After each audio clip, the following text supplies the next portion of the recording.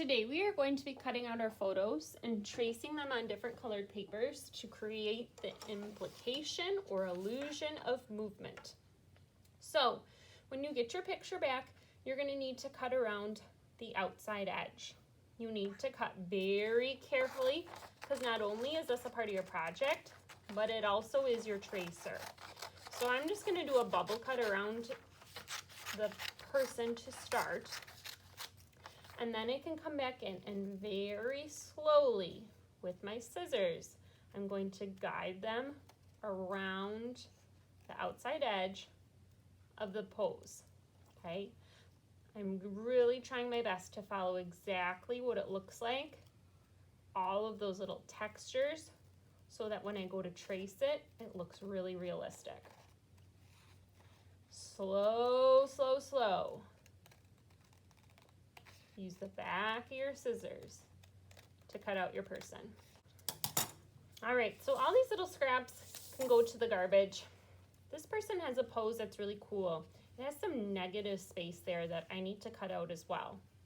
So what I'm gonna do is just kind of gently roll it like a taco, not make a crease, and get a little snip in there so that my scissors can sneak to the inside and cut that part out.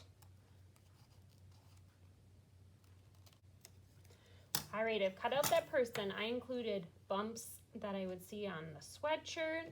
I included each of the fingers. I was really careful around the hair. Now I'm ready to trace this person onto some colored papers. So at the drive-thru, you need at least 4 colored papers and a black. So to trace your person, I want you to flip it with the face facing down, so that when you go to trace, if there are any little marks from the pencil where you missed, they're gonna go on the back, not on your picture. So holding steady, tracing around each part, and just like cutting, it's really important that I'm exact with the tracing. So I have an exact copy. So you have to go slow, and do you see how I'm kind of spreading my fingers out to hold arms, legs, torso, those little shapes in place? All right, I'm ready to cut. Now, I would recommend a little trick of layering your paper together so that you're gonna cut out 2 at once.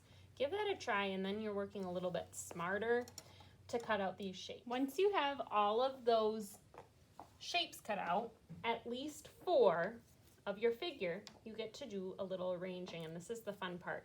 You can kind of think about how these should be laid out to give the idea of movement. So I could have them going in an arch.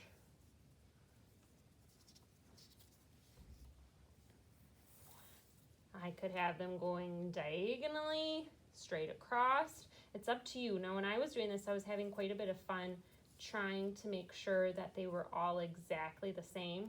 So I was paying attention to where the foot landed, where the head was, and trying to get that to repeat almost exactly. So it looked like movement.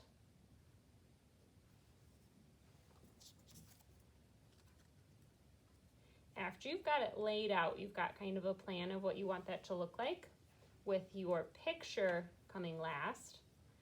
Then you need to take a glue stick and glue these down. So I would start with the one in the back, put a little glue, glue it down, and then work your way to the front. I think these will turn out really cool.